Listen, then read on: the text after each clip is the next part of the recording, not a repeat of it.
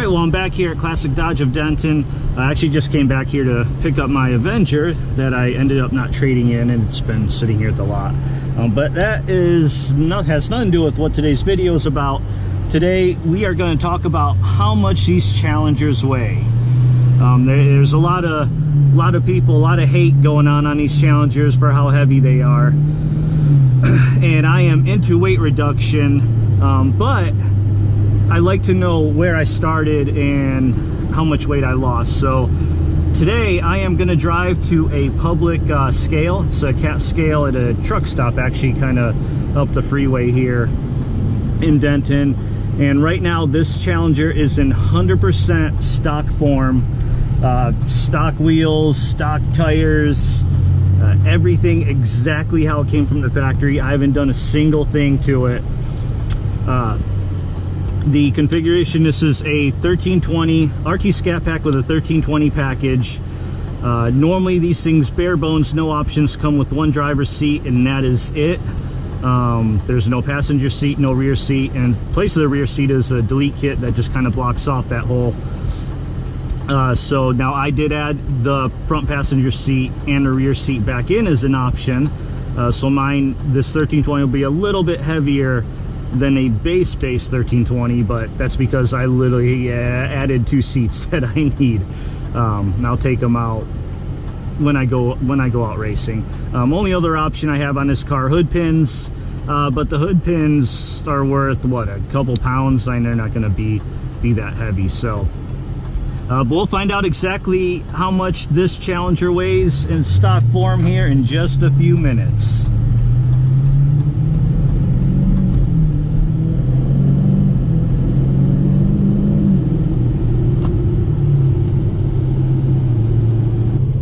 So there's apparently a public scale at both this TA on this side and that Love's over on that side. I've never been here at either one of these before. So let's find out where the scale is.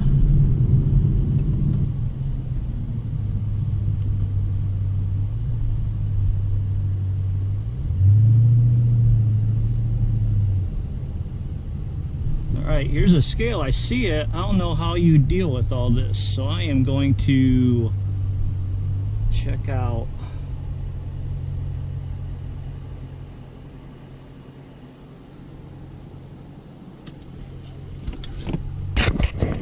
So let's see.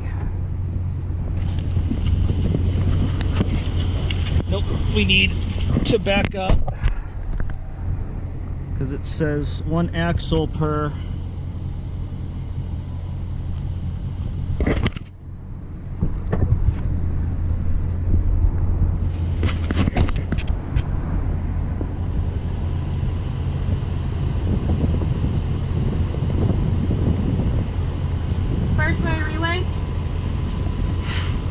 Yes, I'll just try and get, I haven't been here before, so I'm not sure what to do, but the car's ready to get weighed. Okay, it's just for you, right? Yeah, just me, just this one car. Just for me. All right, we got your weight. You can come on to the inside and get your receipt. Awesome, thank you. You're welcome. Okay, well that seems pretty easy. So there it is.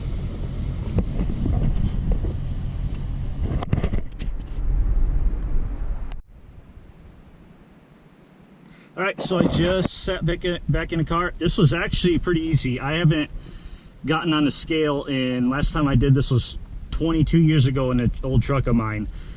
So I'm at this TA Travel Center off of 35 just in North Denton. And I found a certified scale. You just drive up on there like you saw me do, press a button, talk to them, make sure each axle is on a separate platform. You can see where the scale plates are. That way they can get a weight between your front and back. So after that, they tell you they got the weight. You just go up to the front desk or counter where you pay for the gas inside the gas station right there. And you can see the scales are right there. That's where we just were. And it cost me $12, and this is the printout. So there we go. So as you can see, it says total weight 4,140 pounds. which is pretty close. So the shipping order, that was part of the paperwork that I found in the car when I took delivery of it the other day. It showed a shipping weight of 4,138. Now I have a feeling, I think this scale here is, they only get as accurate to the 20 pounds. So looks like pretty much that the weight on the shipping order is pretty much dead on. I'm only a couple pounds off, and I have a quarter tank of gas, and I have maybe a pound or two. I had a couple pounds of stuff in the car, just like a little towel folding seat type thing. So for all intents and purposes, this car was completely 100% empty. The floor mats are in the trunk, as well as that license plate bracket that I made sure they didn't put on. Owner's manual's in the trunk. Like I said, everything is stock. The hood pins are on here. I don't have the cables installed, but the cables are right here in the center console. So in the center console, we got hood pin cables. So again, stock 1320 with the front and rear seats in and hood pins. This is interesting. So it gives you the steer axle, drive axle. So obviously most of the weight in these cars is in the front, 2300 versus 1840. Unfortunately, I don't have a calculator in my head, but so I don't know what the split is. That's like what percentage of your weight is in the front one and it is in the back. Is it 55, 45 or something like that? Honestly, not sure. We can figure that out. But anyway, that's the starting point right here. My goal, it should be pretty easy to get under 4,000. I think I can shave 100 pounds of that in the seats. I'll get some lighter weight wheels. I'll get some drag skinnies in the front. So getting under 4,000 is going to be easy. We'll see how low I can get it. Can I get down to 38, 37, 36? I don't know. What does everybody think? Comment below. What do you think I can get my weight down to? I'm not going to go too crazy. I'll be in drag and track ready form. My plans are remove the center and rear seat. I'm going to have drag skinnies, drag wheels on the back. That'll shave some weight. The trunk, I'm going to pull everything out of the trunk. The air pump, the padding, carpeting, little box, all that. I'm probably eventually going to get a lightweight battery, so that'll shave some weight.